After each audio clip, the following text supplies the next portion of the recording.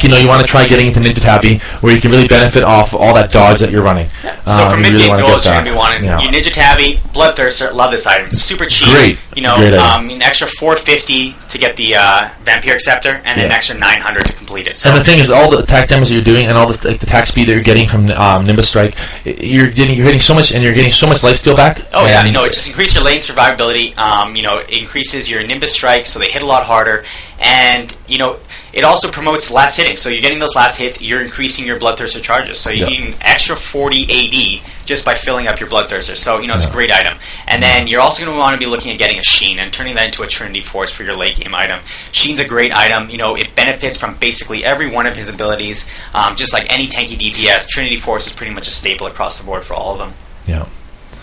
So then, after that late game, to keep the survivability up, we want to maybe run a little Banshee's Veil, Atma's Impaler, and in the end, if you can get it, it depends if you haven't won or lost yet. You want to kind of get these items just because it helps you initiate, not get that first initial burst on with that Banshee's Veil, to absorb that first hit, that first spell. Sorry. Yeah. Atma's Impaler, giving more armor and more attack damage, and Guardian Angel. Well, of course, I want to put it, kind of like a little asterisk here, but Banshee's Veil, Atma's Impaler, and Guardian Angel, these are all three interchangeable items with anything dependent on what you're up against. So, if you're up against more of a magic, heavy team, of course, you're not going to want to get the Atmas. You're probably going to want to go for Force of Nature next, and then, of course, Guardian Angel. So, it's all situational at that point, but this is kind of a standard across the board, general team. Item build that I found was pretty good for Monkey King offensively. Yeah. And we went over the masteries. That's right. Yeah. So it's a 0-21-9 for the offensive. Pretty standard, yeah. So then for more of a defensive build, now this is typically how I also like to build Aurelia, and I also main Aurelia. So the tanky DPS characters are kind of my favorite characters to play, and this is how I play her. And I also found it also worked pretty well for Monkey King. So I started off with a Regrowth Pendant and a Potion. And, a great start. Good survivability. It allows me to harass, get hit by creeps, absorb that damage, and also regen it back. So, it's pretty good. So, pretty much I rush my 2 Philo Stone and Heart of Gold. Those are my 2 items that I want to get, first of all, and get that GP10 rolling as soon as I can, because, if you're ever playing a 40 or 50 or even 60-minute game, those GP10 items, they make a huge difference. It can add up to be, thousands of gold down the road. And they're just great items for if you're planning for that late game. Yeah. And then, of course, you go back, get your Boots of Speed, and get your Sheen. And as soon as you get your Sheen, that's when you start doing that real damage. So you can start making use of, Nimbus Strike, get that extra 100% attack damage, auto attack right after that, which is huge. It's really all you need as an early game. Yeah. So that's your pretty much early game goals. And, of course, after that, you're going to want to rush your Trinity Force, Mercury Treads, and then, work your way into Warmog's Atlas. For sure. Yeah. And, of course, always situational. If you need more MR, if you need more health, more defense, you can pick your your tanky items here. But this is more of a tank item, tank selection. You're basically rushing the tank items first, and then late game, you want to hop into some of your little more offensive items, where you're getting the Bloodthirster and maybe Atma's Impaler if needed. And of course, you'll find this build to be more effective if you don't have like a true tank. So you don't have like a Mumu jungle or anything like that. And this is more like if you're you have 2 off tanks. So you have like you and maybe like a Warwick jungler or something like that. You want a J4 jungler. Two tanky DPS, maybe Aurelia. Basically two characters that can just get in and initiate and absorb some damage without dying, and allowing your actual carries to start laying in the numbers for you guys. Definitely. So it's a great build, and definitely. You definitely absorb a lot more damage than you can with the offensive, but just taking less damage just alone with your decoy. Well, allows you to just jump in there, absorb a bunch of damage, and really do the things that you need to do, which is basically go after their carry. That's really your mindset as a tanky DPS. You need to go after their carries, go after their AP carry, the Annies, the Malzahars, the Brands, go after their range carries, the Ashe, the Caitlyn's, the Vaynes. Those are the characters that you want to be jumping in on, and the whole reason why you're a tanky DPS is you're allowed to jump in on those, and there's really no repercussions as you going straight for those characters. Yeah. So and then the runes are a little different. So so I didn't opt for the dodge runes. I opted for the flat armor seals instead, and then a little bit of extra movement speed. Yeah, so we ran the 3 quints of movement speed. Yeah. So it gives us another I'm not getting that talent where yeah. I get that extra 10% move speed from dodging attacks. So really, dodge really doesn't do too much for me. So I figured, I might as well just get the flat armor, give me a little bit more survivability early game, and just and the speed really helps too. It's a gap closer, and you play a tank and get in there and get in the face of all the the carries and get in those positions that you want to be at the right time. So a little movement speed helps, definitely. So that's pretty much all we have as far as the 2 builds that we go. And I think the next thing that we need to do is take a look at the footage. Let's take a look at what we. Yeah, this is the good stuff here. Some interesting footage we got with Wukong. So let's hop on over here. So cool. So here we have the start of the game, so you can see my team is comprised of, we got a Lux middle, we have J4 jungler, Soraka, Ashe, lane bottom. So, your standard support 80 carry bottom, we got our AP carry middle, and our tanky DPS top with, a tanky jungler. So it's a pretty standard as far as today's metagame goes. Mm-hmm. Yeah. So let's just start the video here, and we'll show you what's going on here. So this is the start of the game. We decided not to, all gather up in top bush to protect the jungle. But what's going on here?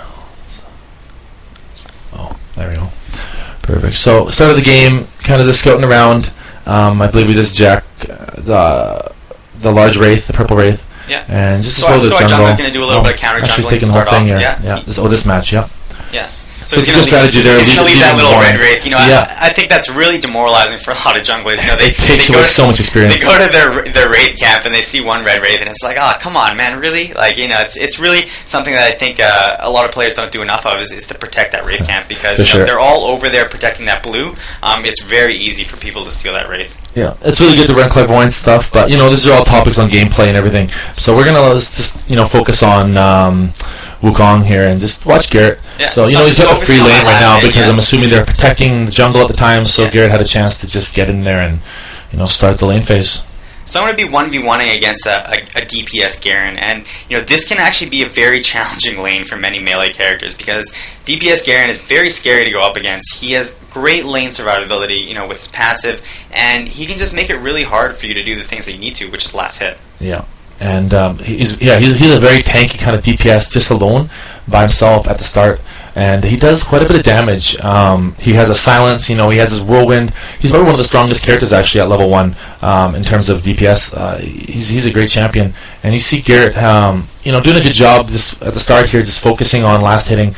But Garen can retaliate just as hard with only 2 hits and not even taking any creep damage. So. You're going to see here in the next minute or so just what kind of goes on. Yeah, and you see here, I find the nice points that I can to harass, because I don't want him to have that passive going, which, whenever he's out of combat, he's going to get his passive regen, which, I don't really want that ticking. I want to keep him as low as I can to try and land a kill whenever I see possible. Mm-hmm. Yeah, he regens fast, that's for sure. Yeah, so whenever you see that, for players new to this, Garen, when you see that green passive over him, he's regenerating life. And that's just that's his passive. And the one thing that I love about Wukong is it allows me to kind of overextend and sit at the tower like this and farm creeps. Because of my decoy, I can easily or feel safe enough to get out of any situation that I want. Between flash and decoy, I really have no fear of getting ganked in that top lane. I can pretty much get out of any situation that I want. So it allows me to play super aggressive, and here you can see I'm laning out Garen. I'm making it hard for him to get near the creeps. And this, if you can ever be in this situation, this is the situation you want to be in, where your opponent is so scared of being in the lane with you that he needs to sit at the back of his creeps and he can't farm himself. Yeah. No, it's definitely good. It also, leaves quite a bit of gaps between that was quite a bit of damage just from his 2 attacks, auto attacks. Garen's a very strong DPS character. As you see, Garrett's now. Yeah, well, I'm actually going to die here. Oh, this is where you die. Sorry, later on. Yeah, you're spoiling it for the fans. But as you see there, just along with his silence and his spin, and it's just his auto attacks. Like it's taking a bar off each time. So both characters have to be very careful here. But in a sense, I think Garrett, has a little more trouble handling the Garens. For example, here, watch. He's silenced. He can't use any of his abilities, and yeah, that's right. The speed just alone from Garen, he keeps up with his spin. Well, the unfortunate part there is I ran out of mana, so I really didn't have the right mana that I needed to finish him off. Had I had an extra 50 mana, I probably wouldn't have been able to land that kill because I would have been able to hit my Q and then ignite following. Yeah, but you put the early aggression on, and you spent the mana a little quickly, but it could have paid off. You just unfortunately didn't. And well, these are the risks that you take. You're either going to go for the kill and you're going to try and get it, or you kind of sacrifice it and you pay for it, right? So, that's the problem with Garen though. He just sits there and he's almost back to full health again, and he's. Well, he doesn't need any regen items, man. He can sit there with the Doran's Blade. He can sit there with whatever DPS items you want. Yeah. Looks like my J4 here is going to try and help me out with a little bit of a gank. Yeah. I can't remember how this goes. I was at bottom lane supporting our Ashe. And I don't believe we get him here, actually. Garen is he's a tough character to take down. He definitely is, because you can't stop him when he's in his spin. You can only slow him. And if you slow him before he spins, he takes it off, and then once he's spinning, you can't slow him. So I think it's how it works now. They changed it this recently, the last few patches ago, so I'm not too sure. But he's a hard character to stop. Definitely, but like I said, you get that aggression, and see right there where I use my Nimbus Strike, and Nimbus Strike can hit up to 3 creeps. So yeah, we forgot to mention that earlier. Yeah. Yeah. So it's a great farming technique. Get 3 creeps slow and just finish them off with Nimbus Strike. And you get all 3. Yeah. So it makes farming very easy on Wukong. Yeah. And you can see here, it's still, early game. I'm still just focusing on last hitting. Farming in the early game, if that's the one thing I can recommend to most players, is that farming is, the best thing that you can do for about the first at least 10 to 15 minutes. Just focus on last hitting, because the last hitting and getting that extra gold is going to be what's going to carry you into that big game. Missed 2 there. But as you see, though, Garrett's forcing the tower to do a lot of the hits. So Garen is actually missing, some of the CS. And although he has the first blood on him, maybe not first blood, maybe it was this is the first kill on him. But Garrett's doing a lot better job on farming over the Garen. So it kind of pays out in the end. He might have had a bad start there, but in the end, whoever farms the most is going to be on top. Yeah. The damage is it's just in a show. So as you see here, watch, there's another creep down. He gets 1. He's finishing up a couple here, but it's he's doing a good job here. Oh, see, he lost another one. So that's all missed CS right there. And he's sure he's getting experience, but he's not getting any gold. And gold is what's going to get you the items. So. Yeah, well, it's like this is an economy game, man. You get the gold by killing people, and with the recent changes to diminishing returns to killing the same hero over and over again, it really doesn't benefit you to really go for a lot of kills, because as soon as you have 3 kills, it's going to really start. You get like 50 gold, or not even 25. It's really low. I was surprised a couple of the kills I had earlier. I just can't believe how much gold you're actually getting. It's like nothing. Yeah. You may as well go kill 4 creeps, and you have more gold than killing a hero. Yeah. So just really focus on last hitting in this game now. And since you don't lose, there's no repercussions in dying in this game except for being away from the lane for a little bit. Just keep farming. If you die, don't think of it as the end of the world. Just keep farming, because a lot of people give up way too early. Garrett could have been like, hey, he's way too strong now, I'm not going to worry. But, Garrett's still putting that pressure on. He's still there. Sure, Garrett got that opening. Yeah, keep playing Garen. It's pretty close, right? Yeah, maybe you should start playing Garen a little more. Oh, maybe. We'll see. But, now he's got his Philosopher's Stone, and he has more regen than his Garen now, and he's keeping up, and his mana's not going down as easy. He's able to harass a lot more, and Garrett's getting a little confident. He's level 6, and there's Garrett's first kill. Yeah, ties it up, and now he can push the tower a little harder. So.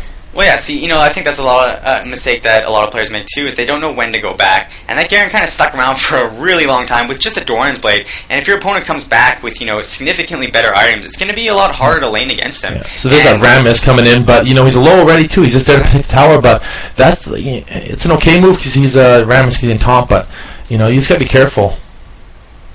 And you're not selected on him, so I can't see what he's rocking, but. Well, I think he just has standard jungle items. He's level 5, yeah. He's probably got his cloth armor, some potions, maybe boots of speed. That's about it. So he just dinged. He's still level 5. Okay. Yeah. So as you can see, I was still, whenever that Garen came close to the creeps, I would just E and Q and get that little bit of damage in, force him not to get any last hits himself. And it makes a huge difference to try and zone someone out. Yeah. That's the kind of goal that if you're ever in a solo lane, if you're able to zone someone out, that's I guess what I can say is the ultimate goal. It is, yeah. They lose experience, they lose gold, and gold is the key thing. Even if they stay on the same level as you, if they're not getting any gold, they're getting passive, time gold, and that's like nothing. There's no, it's so little. And as you can see, Garrett's already at 1,735 gold, and that's the combination of all the last hitting and his Philosopher's Stone. Yeah. So it's really adding up fast. And that Garen came back with Avarice Blade, and 2 Doran's blades and brute speed. So he was doing a desperation buy, as I call it sometimes, because some builds really require multiple Dorans items, but honestly, I'm not a big fan of it.